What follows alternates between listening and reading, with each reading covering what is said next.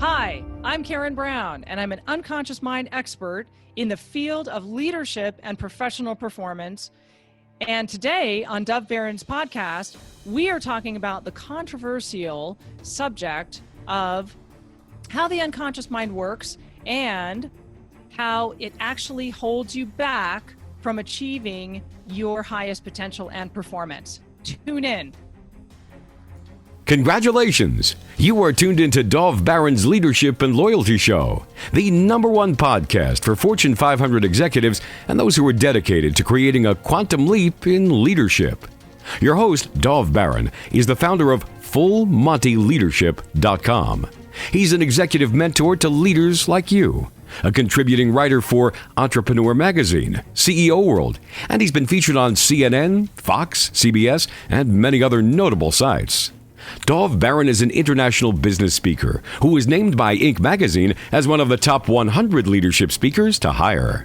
Now, over to Dov Baron.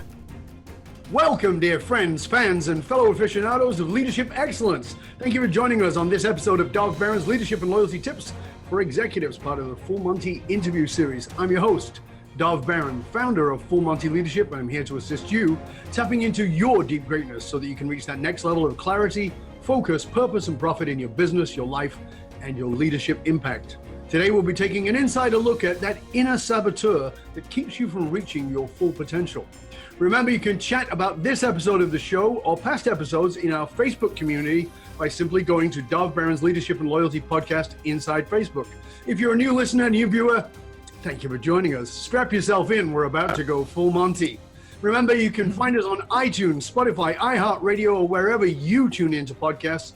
However, we always need your help in staying relevant. So please get yourself over to iTunes, rate, review, and please subscribe to the show. You can also catch us on traditional radio stations across the United States every Monday and Thursday. We are all the way from Tampa, Florida to Colorado Springs, Colorado. You can look for us on Roku TV, where there's over 100,000 subscribers. And if you're a regular listener, then a big thank you to you for making us the #1 podcast for Fortune 500 listeners globally. With a potential reach of 2.5 to 4 million listeners for every show, we are honored and grateful to be cited by Inc.com as the #1 podcast to make you a better leader. You can also catch us on Google Home and Alexa by saying, play Dov Baron podcast. Again, thank you for sharing the show with everyone you know. All right. Let's strip it down and dive right in. As a leader, whether you're a CEO, someone in the sales suite, a sales leader, an entrepreneur, a leader in any capacity, you have got to know that life, leadership, and excellence are not sprints, but rather a marathon. In fact, the truth is that oftentimes it can seem more like an ultra marathon. But what is the difference between those who keep going when the going gets tough and then tougher versus those who seemingly are very strong people who just feel like they've got nothing left? Moreover, how can you find that inner fuel to keep competing at the highest possible level, removing whatever that inner governor is that stops you from excelling to a place you've only dreamed of? Well, stay tuned because you're about to find out. My guest today is Karen Brown. She is an unconscious mind expert in the field of leadership and professional performance. She is a world-class ultra endurance athlete who's competed in one of the toughest races in the world and finished. Karen Brown has combined her experience as an Ironman world competition competitor with the scientifically proven coaching techniques in a program designed to help leaders unlimit their beliefs and excel in ways they only dreamed of. In fact, that is the title of her book, Unlimiting Your Beliefs. Ladies and gentlemen, put your hands together and help me to welcome Karen Brown! Welcome, Karen. Thank you, Dov. What a pleasure to be here. I'm really grateful to have you here. It took a while for us to get it together, but we're glad you're on with us. So this is an interesting combination because we've got this ultra marathon athletics, we've got leadership, we've got brain science, we've got a lot of pieces to put into this that I want to just help people to grasp. But before I do, let's just talk about that grueling competition, competing in an Ironman world competition. Tell our viewers, because I'm sure there's many of our viewers and listeners who don't even know what that championship is. So just give them a little bit of a framework, a reference point, if you will. Yes. So the Ironman World Championships is really where the best of the best across the globe come together in the quintessential, I think, human physical challenge. And it goes like this: 2.4-mile swim in the ocean, followed by a 112-mile bike ride, finished with a marathon, and it's all done contiguously in one day. You've got 17 hours to finish the entire thing. So often times, like I did, you have finishers coming across the line at night up until midnight. Wow. And how long was your prep for that? 2 years. Yeah, It was actually interesting story. It was actually 28 years plus 2. Because for 28 years, I held myself back from pursuing that dream through something called limiting beliefs, which I later discovered the science behind those, and that they actually are a scientifically proven thing, and meaning there's also a scientific antidote to them, if you will. And then once I went all in to pursue that dream and use the methods and the methodologies of the unconscious mind, leveraging that, it only took me 2 years to cross the line at the World Championships as an amateur athlete at the age of 46. That's fantastic. Were you always an athlete? Did you always compete in something? Yes, I was always active, meaning, I would go to the gym 5 days a week. Then I was a recreational mountain biker. I was a recreational runner. Truth be told, though, I had never run a marathon. I wasn't a properly trained swimmer, which meant anytime I got into the pool, like I could keep from drowning, but if there were folks on the sidelines watching me, they would think maybe I needed some help. I needed some assistance. Now there's a future ultra marathon competitor who looks like they're flailing in the water and may drown in the 3-foot end of the pool. Yes. That Perfect. was me. Yeah. And I had never ridden a road bike. Wow. So this was not naturally my repertoire. Also, I am not a naturally talented athlete. I have to work my ass off at this, in a physical sense. And although I was a competitor, I was also only competing in things that I knew I could accomplish. I wasn't signing up for anything that was going to take me to the brink or beyond of my perceived limits until I thought about the Ironman. So what made you even consider that? Because everything you just said says, okay, well, don't do that. Why did you consider that? I mean, you realized later that you had these limiting beliefs that were in the way, but before that, what made you even think, well, oh yeah, this is the thing to do? The thing that made me consider it is that when I was 14 years old, I saw television coverage of the Ironman, and it stopped me dead in my tracks. First of all, because it scared me. Like I literally looked at those athletes and thought, what is this that compels these people to do this, to go all day in the grueling heat and wind and sometimes rain and cold and everything else, and to put it all on the line and to force themselves to go beyond their perceived comfort zone, far beyond their perception of their comfort zone. So that was number one. And number two was that I had this nagging feeling deep inside when I watched the Ironman that what if I have what it takes to do that and I'm not tapping into it?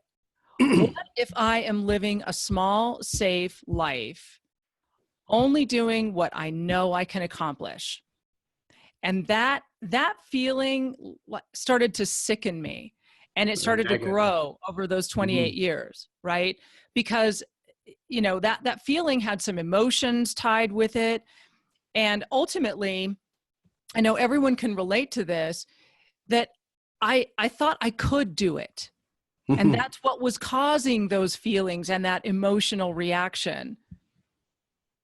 Now, it's interesting because you brought up several things there, because for, you and I understand limiting beliefs, the psychology of limiting beliefs, but I think that first of all, unconscious limiting beliefs, the problem with that is they're unconscious. And second of all, is that unconscious limiting beliefs aren't called limiting beliefs. They're called facts to the person who holds them. So the fact is, I'm 46 years old. I can't enter in an ultra marathon. The fact is, when I'm swimming in 3-foot end, I look like I'm going to drown. How the hell am I supposed to swim all that way? I've never run a marathon, and I've never even been on a road bike.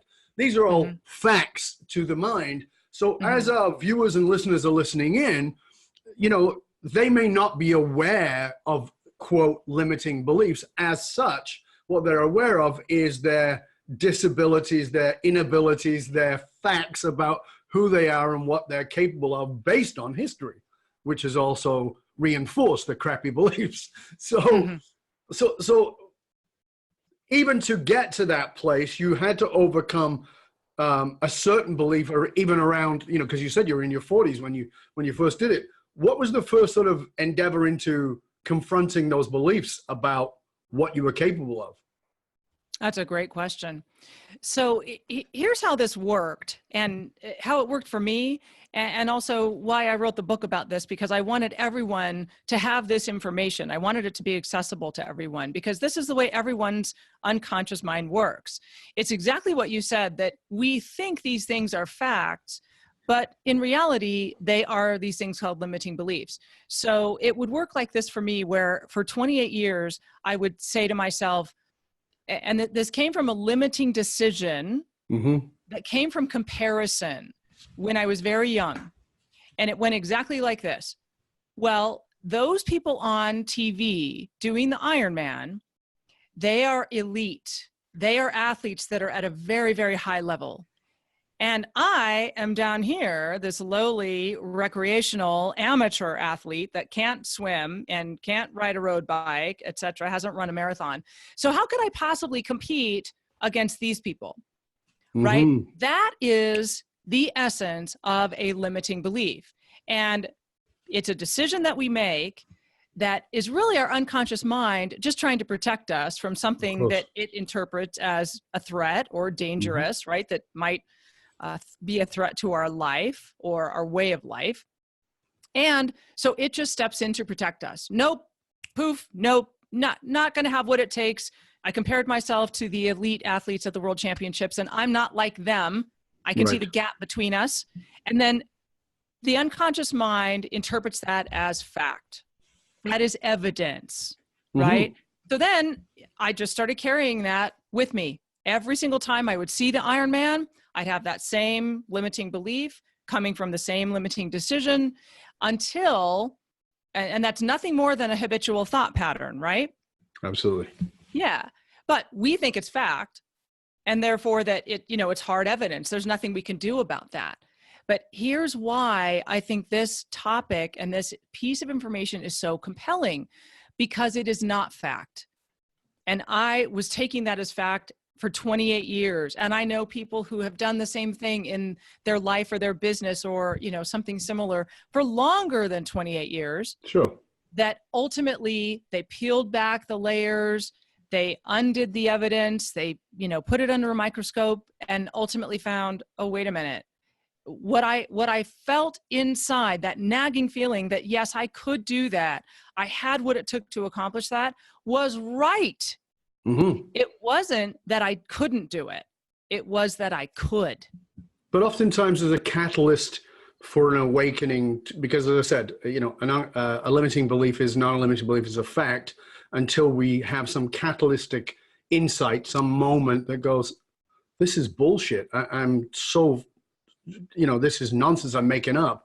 What was that for you at in your 40s to go, you know what, I'm not a sideline athlete. I can compete in an ultra marathon. What was it that said I can go past the limiting beliefs of my age or my category of an athlete? What was the catalyst there? It was actually the intersection of two things. And those were, number one, I got sick and tired of that nagging feeling being so big that every time I would go to the next level in my career, in my life, I would bump up against the ceiling of that nagging feeling. Like, come on, Karen, you can do more than this. You can. There's more than this out there. So I got sick and tired of that. And second of all, I actually discovered the science behind limiting beliefs, that is a real thing. And I uncovered what actually was going on, how my unconscious mind was working to create that limiting belief. And once I saw that and the antidote to it, how to unlimit those beliefs, first of all, how to identify it, it basically began with, okay, what is stopping me from achieving pursuit of the Ironman World Championships or competing in the Ironman World Championships? That is the opener, which I like to call them, to the discovery of what my limiting belief was. So asking myself that question and paying attention to what came right away, that initial reactive thought of, well, they're up here, I'm down here, I can't possibly compete. That was the limiting belief. Now, what I also discovered after walking through that is that I had a whole page of limiting belief. I had an 8.5 by 11 sheet of paper of these things that I was hauling around with me. Now, those were truly unconscious because I never knew that I was carrying those around too. So all of that stuff, it's kind of like, playing tug of war with yourself. Absolutely, right? it is. Yeah, you just keep going back and forth. Well, I think I can do this. I want to do this. Boom, you stop yourself. And that just keeps going in a pattern. So let's talk about the invisible elephant in the room, which is what I spoke about. I was saying that, from the problem with unconscious stuff, meaning limiting beliefs which exist in the unconscious mind, is the prefix to that, which is unconscious. So, the challenge is, I have to say to people in my work, a very large part of my work is to make your unconscious conscious to you, because then you can make a change. So let's just sort of look at that for a moment and say, okay, so somebody has this nagging sense that there's something greater, what I call their deep greatness. There's something greater within them that they're capable of, that nag as you talked about it, that sense of something greater. Where can they start to become aware of the first step in that awareness of unconscious? That's a great question. So actually on my website, I make this available to everyone for free because this is so important. And my mission with this is actually to eradicate limiting beliefs and transform the world, because I truly believe that when we all are capable, we all engage in eradicating our limiting beliefs and making them unlimiting, we will transform ourselves and our lives and the world. So it's available, and that address is available in show notes. I'm sure we'll go through that later. But sure. It's an actual form that takes you through this technique that, first of all, is sitting down in a distraction-free environment. Now, I know this can be challenging because you just gave the ultimate challenge. Connected. We always have these things with us that chime and bell and vibrate and all that fun stuff. That's the ultra marathon for most people, is to put your iPhone away. Exactly. What do you mean put it away? What do you mean turn it off? It doesn't have an off button. No, but seriously, this takes 5 minutes or less, honestly, right, because the processing speed of your unconscious mind is far faster than your conscious mind. So this goes really fast once you sit down in a distraction-free environment. So that's step one. Step two is ask yourself that question that I just threw out there. What is stopping me from achieving X? Your dream, your goal, your big, hairy, audacious goal, your purpose, whatever that is. Then jot down what comes up, exactly how it comes up. Don't wordsmith it, don't marketing phrase it, and don't judge it, just jot it down, okay? Then seeing it on paper, and that's a key to this, you have to do it on paper. You can commit it to digital later, but do it on paper. That is a key to unearthing the unconscious mind. Then carry that with you. That builds the awareness. You see it on the page and go, oh, these are all my unlimiting beliefs. So then the next time you have that limiting belief, you recognize it. That's when it becomes conscious and you catch it. Then the last part of it, step 3, is changing it in that moment. actively changing that thought pattern that you've had for, in my case, 28 years. And then you're telling your unconscious mind, nope, this is what we're going to think now. So what I would do in the moment is I would change it to the unlimiting version of that limited belief, which was, I will compete in the Ironman World Championships. And I told myself that out loud in front of strangers. Now, you got to realize I got some strange looks, but it also led to some really great transformations in others, because when I would share my story and what I was doing, it brought them along. It helped them. That's another reason I wrote the book. So that's it in a nutshell. 3 steps, less than 5 minutes. And you basically just have to commit to making the change. Yeah, again, it's interesting because I think that's a great strategy. It's simple, childlike, and powerful. And at the same time, I want to say to you as you listen and as you watch this, that you're going to do the exercise, you're going to get great insights, and you're going to put it into action, and that's great. And you're also going to screw up. You're also going to fall back into that whole old habitual thinking, because the truth of the matter is that neurons that fire together wire together. So the more that you've been practicing your shitty beliefs, as have I, as have all of us, for 10, 20, 30, 40, 50, 60, 70 years, and you're not going to change them in 5 seconds. So like Karen was just saying, she constantly repeated the positive unlimited belief out loud in front of others. Now, there's a whole kinds of bunches of this, and maybe you're going to get into this, Karen, but I just think I want to deliver this here because I think it's important for people to grasp. Is number one, we are social creatures. And as social creatures, if we say something out loud in front of other people, the level of accountability is vastly different than if you say it to yourself. So if somebody goes, oh, I see, how's the donut? I thought you were going to be running in the ultra marathon. You're like, okay, right. So, it helps you with the inner discipline I like about that. But the other thing about it is this, and I just want to have everybody grasp this.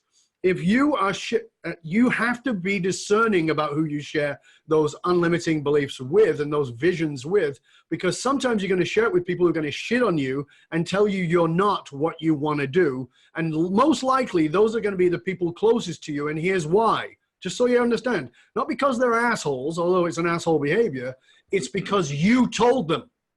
You told them your limiting beliefs. They're just going to echo it back to you. And it's going to take a lot of convincing and a lot of effort for you to do differently with them. So it's really important that you call it out, you tell the people who are closest and who you know will love and support you. But those people who are just sort of outside of that, they're close but not really tight.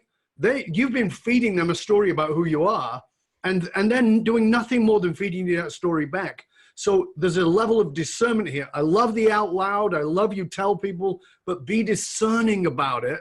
Because if you don't, it's easy to get disheartened with hearing 50 people saying, oh, you'll never do that, because you're the one who told them you'll never do it. So again, the inner strength is in also having the discernment about where you share the message. Do you feel that that's the case too, Karen? Yeah, I think that's an excellent point, Dov. And the other thing that happens, if it's not the fact that you told them, right, what your limiting beliefs are and who you were and that you couldn't do this, the other thing that happens is their limiting beliefs get in your way. Absolutely. They lay their limiting beliefs on you. And that happened to me, honestly. I had about 4 people out of my entire circle, including my then husband and my family at the time. Only 4 people immediately said, I know you can do that, and I fully support you pursuing it. How can I help you? 4 people. Okay. Right. So yeah, I think that's an excellent point of be ready for that. And now that we've put that in front of you, take notice, don't internalize it. Don't take it personally that you can't do it. No, you're done with that. Okay. Yeah. Realize that is their crap getting on you. And hey, you can share this with them. It'll help them too. Yeah, and again, you said something very important here, which is that when you're sharing it with others, it's really important that as Karen just said, you're going to have to recognize what you're getting back is not you, it's a reflection of them. But here's the thing that I want you to know, this is about how because Karen talked about it right at the beginning here. the fact of the matter is that the ego mind is there to protect you, is there to keep you safe. And safety is, think of this word, the interchange of this word, safe and same. The more it's the same, the safer it is. Even if it's shit, if it's terrible and you hate it, it's still that you can predict it and it's the same. So every time you go to do something different, that feels to the unconscious mind like a threat.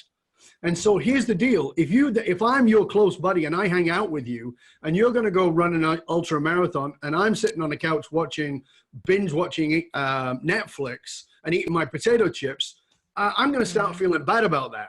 So I don't want to feel bad about my potato chips and Netflix. I actually want things to remain the same. So I'll crap on you so that you'll eat potato chips with me. And now we can all live happily ever or miserably ever after. So that's a really important point that Karen just gave you is, you know that saying, misery loves company?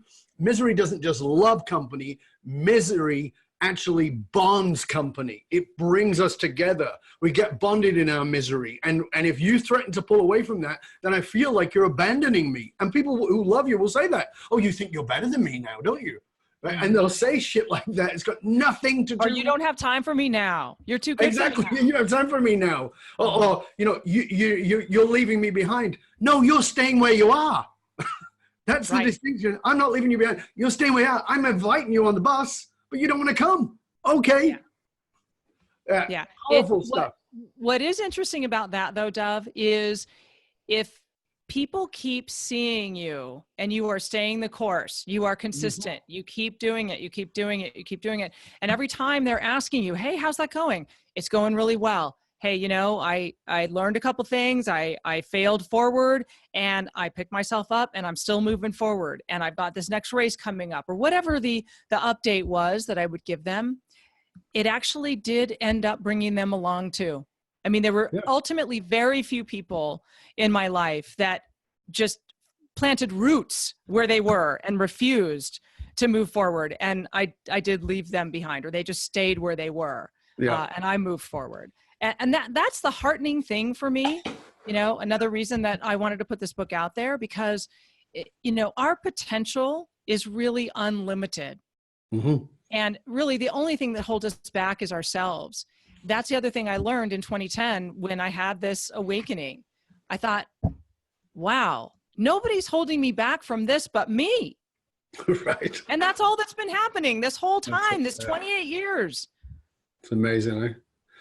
So let's bring this into the context of leadership, because, you know, we can all, I think every one of us can grasp this maybe at a personal level, that we can all have a sense of, I'm capable, you know, I mean, most of the people who listen to this show, watch this show, they're high-level achievers. Most of them are A-type personalities. They're C-suite. They're high-level executives. You know, they're people who are driven in their lives. But I think even when we're at that level, particularly when we're at that level, there's a part of us that are, you know, we know there's something bigger and we can go for it. So at the same time, though, it's very easy to say, yeah, but listen, I am top of my game. I'm the CEO. I'm the founder. I've started three multi-million-dollar corporations. I've, you know, done this, done that. Let's put it into the context of leadership. Tell us about elevating leadership using the unconscious mind. Well, first of all, we all have these things called blind spots, right? And just like my pursuit of the Ironman and this limiting belief, this thing called a limiting belief was my blind spot for 28 years, right?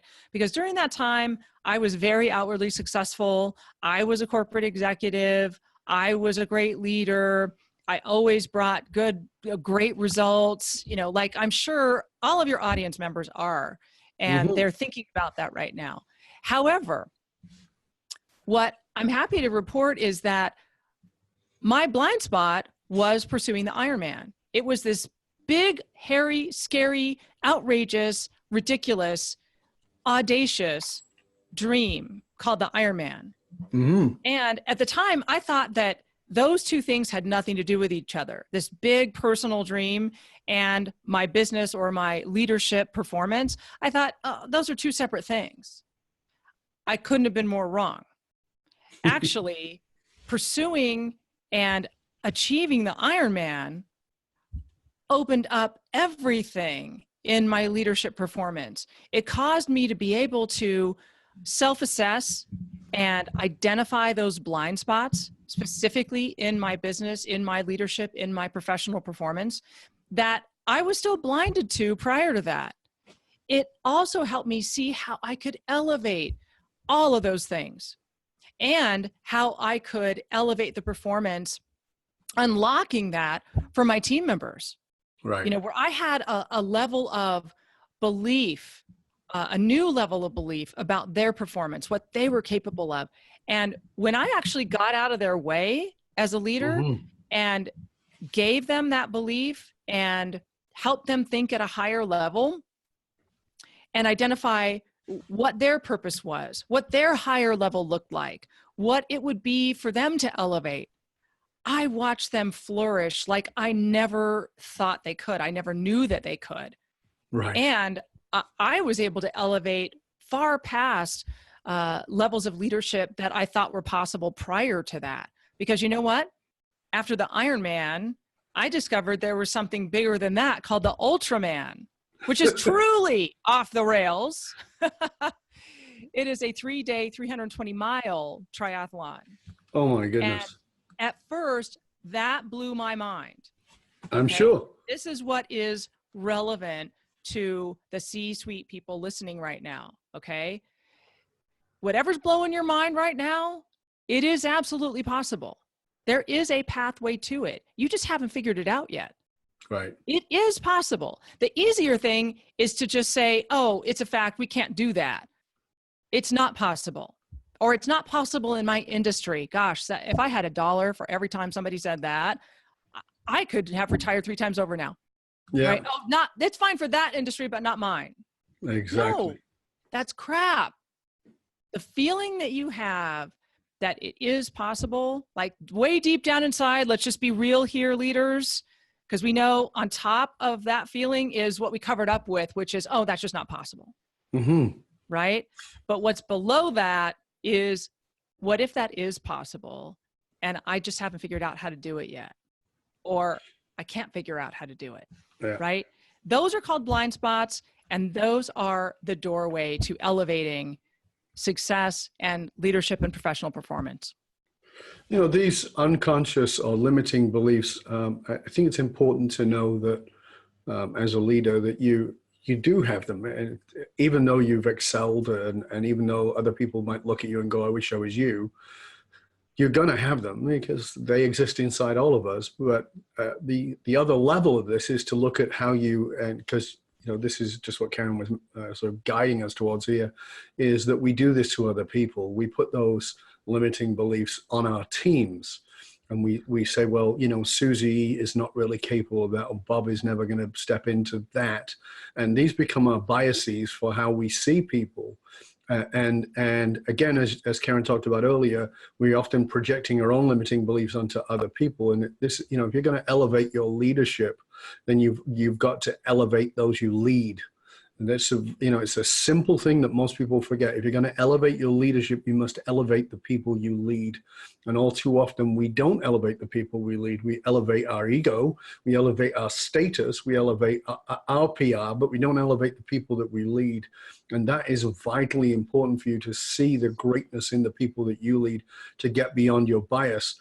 And you know, this I think is probably coming to the fore more than it has in decades, you know, as we're seeing this with women in leadership, which as you know, Karen, as you know, as a listener and a viewer, that I'm a big supporter of women's leadership. I actually think it would be a wonderful idea to swap out every male high-level leader with a female leader, even if it's for 2 years, and then let everybody sort of find their own space after that, because some people won't want to be there. And some people are like, okay, good, I'm glad I'm out. And other people are like, no, I need to be back in that role.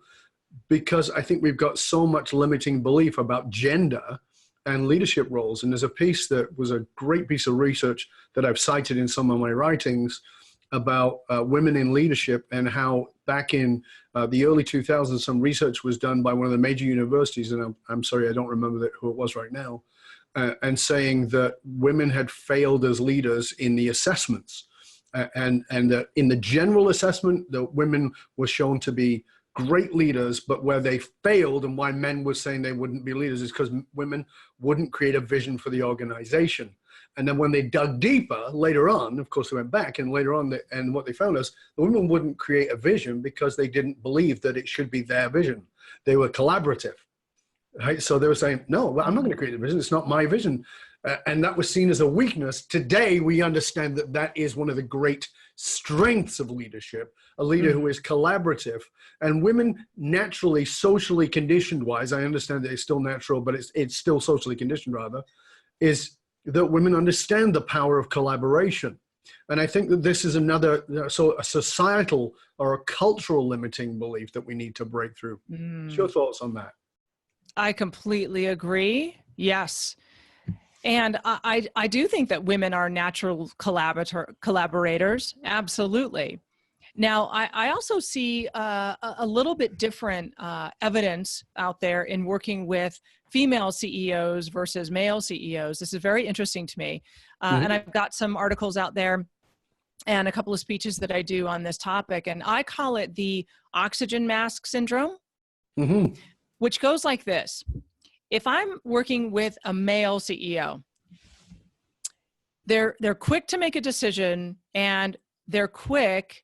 And I'm not saying that this is the right thing in every single circumstance, but by and large, they will make a decision. And if that decision means they have to put themselves first to do something, to improve, to change, whatever it is, they will usually make it very, very quickly. And they won't have to go check with someone to do it. Like, oh, I need to go run this past the board or whatever. They'll just say, okay, this is the road. I need to do this. The impact and the benefit of this is going to be monumental, and I'm going to do it, and I'm just going to figure out a way to make it work, right? Now, their female counterparts will go through the same initial thought process, but they stop themselves. And this is where the oxygen mask comes in. They stop themselves, putting themselves first, and they put everybody else first. Oh, no, wait. I've got to do this for my team first, and we've got to finish these, projects first, and, on and on and on. Everything else is first. Whereas if they were on a plane and the pressure was lost, they would be dead because they would have put everyone else's mask on first, and they won't have theirs on. Right. Now, I bring that up, and it's in their face sometimes, and they see it, but I think women have been slow to change this, have been slow to recognize it and slow to change it. And I think it goes right back to caveman times because, women are the nurturers, they're the caregivers. And so that comes naturally to us. I get it. And when we're talking about leadership, I think that's a critical piece of self-assessment that has to be more pervasive for women to be successful as leaders. Yeah, the ability to step into the harder decisions without being so worried about what everybody will think. Yes. Yeah. That's fascinating. So, and I'm seeing evidence that it's changing. I would just like to support it to change faster. Yeah, me too. Definitely. And again, I just think we so desperately need women leaders. Desperately. You don't have to look at the political situation in the world to know that. However, leadership is an evolution. What was something that you did for a long time that actually blocked you from the level of success you have now, which is quite extensive? Oh, goodness. The first thing that comes to my mind is the proverbial, well, I've got to have all the answers. I'm the boss. I know best. I have the most experience. I've got to have all the answers. Everyone is relying on me to have them. No. Ugh. That, a lot of us top level leaders still suffer from that. That's also a limiting belief, right? Absolutely. Yeah. Absolutely. And it's fascinating because this is, particularly those of us who are over 40, over 45, certainly, we had this idea that leaders knew everything. We were told leaders have everything, and we were told leaders don't ask questions. They figure out a way. And that is a recipe for freaking disaster. just terrible shit. And great leaders are always asking for help and are always collaborative and are always saying, I don't know, why don't you tell me? And again, this is where I find that generally speaking, women leaders are better. They will say, that's not my area, not my strength. What do you know? Tell me what you know. Let's work this out. Let's find a way together. But I still think that if you're over 45, whether you're a man or a woman, you likely got the conditioning that you've got to know all the answers. And that is old school, bad leadership. It won't work anymore. And what's fascinating about it, as I talked about it in Fiercely Loyal, if you try and do that with millennials, you are going to lose them. Yeah, exactly. You'll slit your own throat. Yeah, because they'll just go, you know what? I can't work with you. You're arrogant. You don't know it. You know, you think you know everything. Because we had the mindset that as the senior leader, we mentor down. And what millennials understand is we mentor up, down, and sideways. They understand that. And that's the big lesson for all of us. And again, it's a limiting belief that leadership and mentorship only goes down. No, it comes up. And the quicker you can grasp that, the better you'll do. You know, absolutely right. You speak all over the world. You're a best-selling author. You've been featured in all kinds of wonderful media. What's something that most people don't know about you? You know, part of the thing with us is, you know, me too. I mean, I have the show, but I'm also, I think I've done 75 interviews this year, as in I was the guest. You know, so I feel like, you know, there's not much that I hide, or I don't try to hide anything. What's something, you know, you're out there, what's something that people would probably never know about you? Something that people don't know about me is, you know, I struggled with my own trauma. I had a lot of developmental work to do.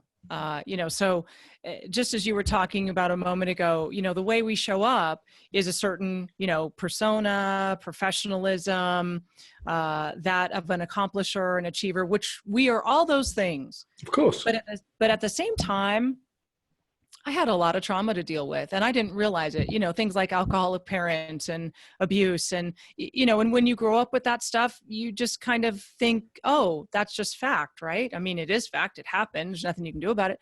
But I also interpreted that as, well, doesn't everyone go through that? Doesn't everybody have that? Like, that's just the world, right? It wasn't until late in my professional life that I realized that by addressing those things, which were showing up in my professional life, like they were straight from my personal life, right? Yep. But again, I had this perception that they were separate. They were two separate things. Like, oh, that happened over here, and my professional life is squarely over here. They don't have anything to do with one another. And that's another thing that I want to bring to the forefront. You know, this is something that everybody has. I don't care if you had June Cleaver for a mom and you had the Leave It to Beaver set. There's still some things that you have had that have been traumatic. Even if you and a sibling experienced the same exact thing in the same household, the two of you reacted to that differently. One of you may have, you know, interpreted that as trauma, and the other one maybe didn't. That's the thing. And that's the thing I think that connects all of us, is really doing that work, doing that developmental work, looking at those root causes, if you will, and the patterns that they create over time. Because what happens is, as we develop as human beings, as we mature, especially as we develop and go forward and pursue higher levels in our personal in our professional and leadership lives, those things really come out. Yes. And that's what I see all the time in our work with leaders. You know, our point of entry is always solid business. Hey, this is what I want to achieve. It's higher level than I've ever been before. I want to do something different than I've ever done before. And so I'm going to work with you. Great. So we start peeling that back, and it's very simple to identify, okay, what's the pattern here? You know, what's the common thread? What's the root cause of it? And it's amazing when we can actually do that for each other, whether it's in a coaching professional capacity or it's just in a human-to-human capacity, right? Because this is, I think, what is the biggest gift we can give each other, is being able to stand in that arena with each other and ask those questions and be there for one another for the answers. Because sometimes they are ugly and sometimes we don't want to acknowledge them, right? But it's in that area that we can work where we can make the biggest progress and growth. Yeah, I couldn't agree more. And I think that that's part of the trap of leadership, is that if you've got to know all the answers, then you've got to be perfect, and nobody's perfect.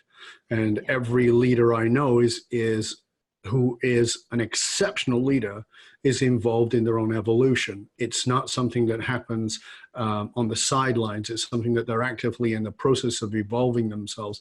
And as such, I like to ask my guests this question, because I think it's very easy to look at the Karen Browns of the world, the Dov Barons of the world, the Brian Tracy's of the world, whoever it is, and say, oh, well, I'm not them. Like you were looking at those ultra athletes. I'm not them. They've got their shit together. I've got this whatever it is going on in the background and nobody knows about it. But one of the things I like to point out is any decent leader, not even exceptional, decent, but any certainly exceptional leader is constantly working on themselves. What is something that you're still working on in you? What is something that you're still growing into, developing in yourself, that you're looking at and going, I'm looking to break through that part of who I was? Wow, what a great question. This is why your podcast is so wonderful.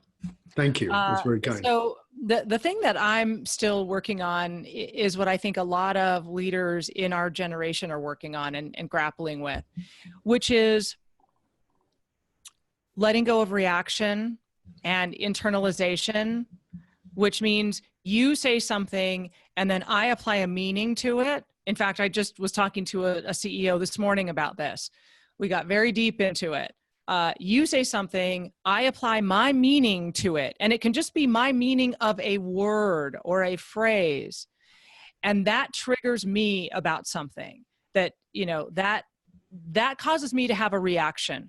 Mm-hmm. A reaction that then takes me off of the best path to success for that, or the highest level of effectiveness that I could realize as a leader, mm-hmm. or that I could help my team realize, right? Because I can't get myself out of the way, or I can't remove my own meaning from it. So I think that's where true self-actualization and wisdom comes. And that this is above and beyond maturity, right? Because the mature person could see that and just use discipline to hold themselves back, or impulse control, right? From the initial reaction, and then, go home and kick the dog later, mm-hmm. right? And say, oh, well, I didn't like when Dov said that, or blah, blah, blah. This is a couple steps above that. That's what I'm working on. And I've come a long way with it. And I just keep telling myself, okay, it's progress, not perfection. I will probably never be perfect at this. But the leaders and the iconic people in our world that I really want to be more like, that's what they practice. You can see it. It's grace, it's dignity, it's giving people the benefit of the doubt, and really removing our own meaning from things, so that we are open, we are a vessel, instead of just being this reactive mechanism. Very, very well said. Again, it's part of the unconscious thing that people don't realize, is that you meet somebody who looks like this and you go, oh, and there's something that comes up in your head because this face reminds you of somebody else's face, and you're not even thinking of that at the time. You don't think, oh, this reminds me of my Uncle Bob, who was a molester. It's just that, there's a certain shape of jaw, or a certain color of eye, or, something, or a tone of voice, or a certain amount of swagger or lack of certainty in a voice that sets you off in a trigger. Mm-hmm. And you don't know what that is. And it's important to recognize that. Now, the first level of it is the impulse control. To say, okay, I'm not going to bite this person's head off because of something. But, I think the point here, Karen, that you made, that I think is important for everybody to get, is that's not enough. Because listen, repression is not the same as dealing with it. right? Awareness and repression are vastly different. If you have awareness at the level of, yes, I can see that I want to smash this person's face in, but I'm not going to because I know it's not really about them. That's one level below the most important level, which is I need to look at that. And the next level is, what am I going to do about it? And that's why I say leadership, you'll see this everywhere throughout my writing. Leadership requires the courage of self-analysis, the courage of actually having somebody help you, because you cannot get there alone.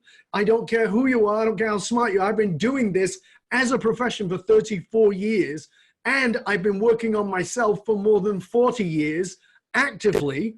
And I can tell you, as good as I am, and I am really spectacular, I can tell you, I've never yet been able to be fully objective in my subjective reality because you can't. It's not possible. We all need help.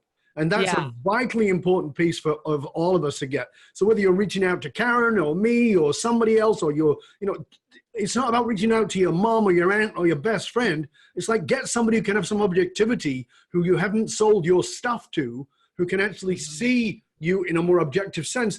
And that also means that they can tell you how wonderful and amazing you are, because that's also your blind spot. The fact that you could actually compete in an ultra marathon may have seemed like, no, well, I'd never be able to do that. Well, maybe somebody with objectivity can see, hold on a minute, you could totally do that. So that may be what you need. Yeah, absolutely. And to your point, I'm actually conducting an experiment on this, and I would love anybody's participation who wants to do so. So the experiment I'm running is, I've been a leader for a long time. You have too, Dov. Everyone on this show listening has. And I believe that one inherent issue that we have to overcome is, again, this idea of self-assessment. And I think that when we rely upon the people in our organization to help us with feedback, right? It's called a 360 assessment. It's a very popular tool. I have yet to see one that is actually true, neutral, unbiased feedback, because you know what? I'm sorry, but even if they're peers in your organization, they are usually projecting their issues onto you, or their fears onto you, or whatever you want to insert into that sentence. That's what happens. They're biases, right? So, and I think even worse, there's a whole segment of our leadership population that is pointing at everybody else saying, oh, I'm great, everybody else needs work.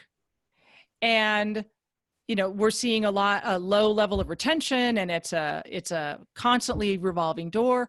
And no one in the organization will tell us the truth because they're afraid.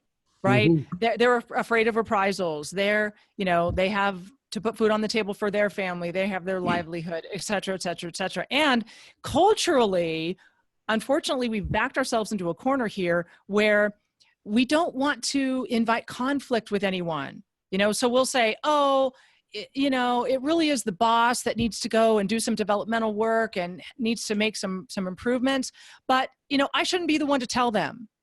Right? Oh, they'll figure it out. Or they'll hear it from their peer group or whatever. But they're smart. They know. Right. They know.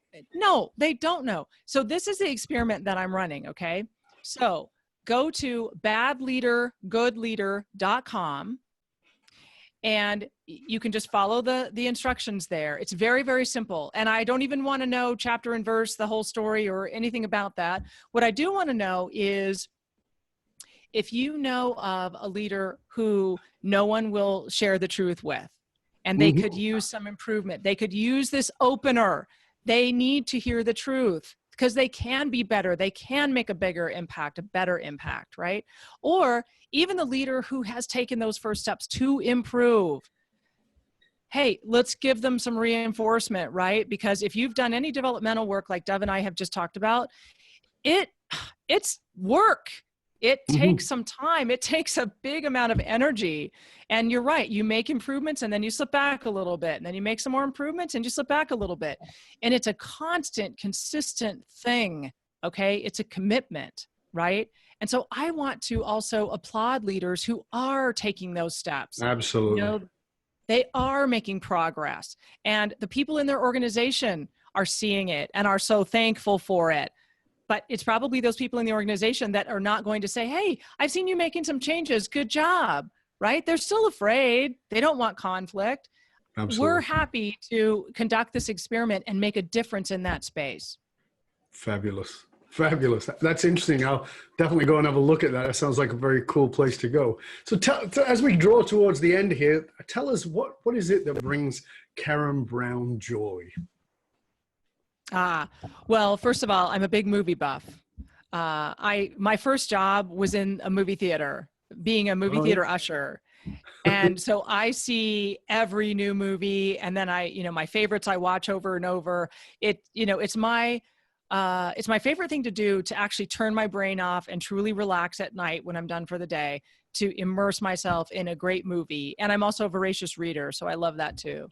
The other thing that I really still love is I'm a student of human beings. I read a book. I actually read 2 books on vacation recently, one of which is called Joy, Inc. by Rich Sheridan. And I loved the human element of it. I still just am that, scientific person who is fascinated with human beings and how we behave, and what makes us tick. So anything I can learn on that subject, I'm always just all over it. And that brings me a lot of joy. What's one of your movies that you'd say, if you had to say to somebody, go watch a movie, what would it be? You can pick a recent one or an old one. Yeah, I'll pick a recent one. So I saw First Man when it came out with Ryan Gosling, who is one of my favorite actors. Let's just say he's my celebrity man crush. I'll just put that out there. Well, and in fact, he's a Canadian. It's already a couple of notches up. Exactly right. Yeah. Also, I've read a lot about Neil Armstrong. I'm a huge space buff, space geek, whatever you want to call it. And so the way he was able to portray the dichotomies living within Neil Armstrong, I thought was absolutely extraordinary. And I often think, in another life, I probably would have been an actress. And so I just really get into, not only the facts about, and my favorite are always transformative stories, which this is, and true stories. Sure. And so I just really dive into all the facts, the story of it, the person, again, because I love human beings and I'm fascinated with them. So, and then you have the landscape of outer space and the moon and doing something for the first time. Incredible. Pretty cool. So is the thing that brings you joy also your guilty pleasure, or is that something else? My guilty pleasure? Do you have something specific in mind? No, whatever is a guilty pleasure for you, that thing that you go like, I really shouldn't, but I love to. It's a guilty pleasure. Yeah. So guilty pleasure for me now, I was a sugar addict for a long time. I'll just be real with everybody. That was part of my developmental work.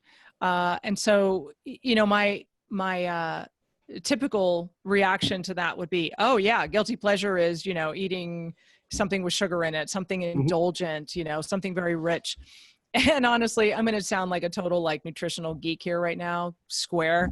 But I've replaced that now with something called protein bites that are like protein and organic maple syrup, organic vegan chocolate chips, and nut butter, 100% natural nut butter. And they're like candy to me, only I don't have to eat as many. And, they don't bother my waistline and actually help me, stay fit and active and strong.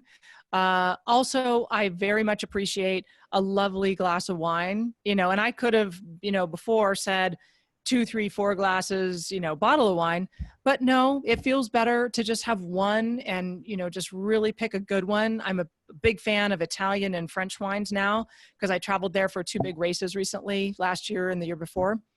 And, I love discovering new things. So that's what those wines are for me. And just, reflecting on the day and, the connections, the conversations I've had, talking about new concepts. I really, that whole thing, all of that, I love it. Beautiful, beautiful. Well, as we finish up here, I just want to ask you to leave our listeners, our viewers, with something that's a piece of practical guidance that you could give them, something that they could put into action, preferably in the next 24 hours, but certainly within the next few work days. What would that thing be? What would you say to them? Tap into the dream. So this is another thing that's in the book, along with a couple of other things that we really rolled by very quickly that you just brought up organically. I didn't even prompt you on them. I thought, oh, he's read the book. Yeah. And tapping into the dream really is this premise that picking the largest, scariest, audacious, ridiculous seeming dream that you can think up, like think Iron Cowboy, right? Or think Ultraman or Ironman World Championships or something along those lines that is so big that it causes you to break out in a cold sweat because you have no idea how you can achieve it, but you have an emotional connection to it. Run with that. Tap into that. That is the gateway. And I mean, it's been proven over and over and over, interview after interview, situation after situation, that is a gateway to higher levels of performance. So I would say, especially for our business colleagues out there, the CEOs who are looking to go to that next level and really don't know how, why don't you look at that area? I think that is somewhat a blind spot for leaders in America. Look at that. Give it some time, give it some attention, give it some credence. And, when you find that thing that just makes you want to jump off the couch and do something and also makes you break out in a cold sweat because you have no idea how you do it, that's what you should do.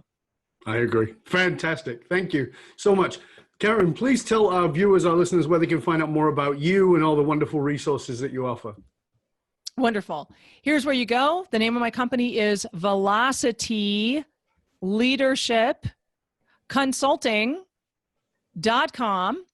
And if you put a / at the end of that with Lead Loyal, which is the name of Dov's show, you can connect with me. You can read about the book. You can get the Transforming Limiting Beliefs document that I talked about and a lot of other cool things. And you can share them with other people.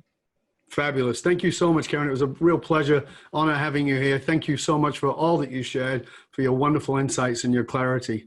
Thank you. Thank you, Dov. What a pleasure. And for you, dear listener, remember, as always, information is worth the hole in the donut. Transformation comes from application. So don't just listen, put it into use. Take action on what it is you've learned today. And remember, you can chat about this show or any of our past episodes by going to our community inside Facebook. Just go and search in Facebook, Dov Baron Leadership and Loyalty Podcast, and we can chat each other right there. Remember, the research consistently shows that the biggest challenges facing even the most successful companies is somewhat counterintuitive in that these fast-growing companies often hit a point where they realize that they're spending a fortune attracting, training, and developing their talent only to have them leave at an alarming rate. If you're sick of investing and training and developing your talent only to have them leave before you get your ROI, then come talk to us at fullmontyleadership.com, where we provide you with the essential leadership skills to rekindle and amplify the hidden loyalty assets inside of your organization. Full Monty Leadership, providing you with the concrete soft skills to get you and your organization to the top and keep you there. Why? Because you can't outsource authenticity. Also remember to stop by the Matrix, matrix.fullmontyleadership.com, to get my authentic leadership matrix self-assessment. It's your tool, you can use it, it's valued at $197. It's absolutely free to you for tuning in. And remember, you can play us on Google Play and on Alexa by simply saying, play Dov Baron podcast. Thank you for sharing the show with everybody you know. And listen, we want to hear from you. We want to know what you got out of the show, what you're going to do with it. Go onto the community on Facebook. Tell us what you got out of the show, what you're going to do with it. And if you feel like you want to tell me personally, you want to write to me, or you feel like I can help you in some way, I'm happy to do that. Simply reach out to me, whether it's as a consultant, a speaker, or just to tell me about something that you're doing. Great. My personal email is dovbaron@dovbaron.com. Reach out to me. I'd love to hear from you. I love hearing from my listeners. Thank you for sharing the show with everybody you know. Till next time, stay curious, my friend. Stay curious about the fact that you did not get your dreams by accident. They are your heart and soul crying out for expression. I'm Dov Baron, and I'm here to assist you tapping into your deep greatness to reach that next level of clarity, focus, purpose, and profit in your business, your life, and your leadership impact. and I am out.